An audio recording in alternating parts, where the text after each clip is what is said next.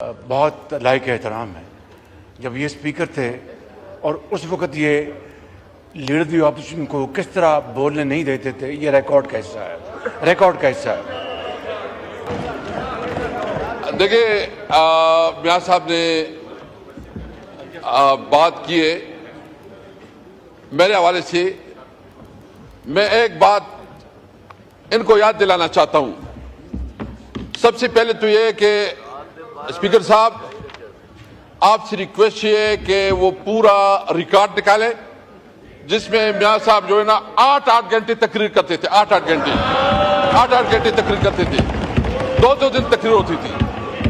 और इंटरेस्टिंगली मैं दूसरी बात बताऊं, मैं आपकी रिकॉर्ड के लिए आप बताना चाहता हूं कि कभी तारीख में ऐसा हुआ है कि बजट इजलास में फाइनेंस मिनिस्टर की तकरीर से पहले भी हमने अपोजिशन लीडर को उस वक्त मौका दिया था।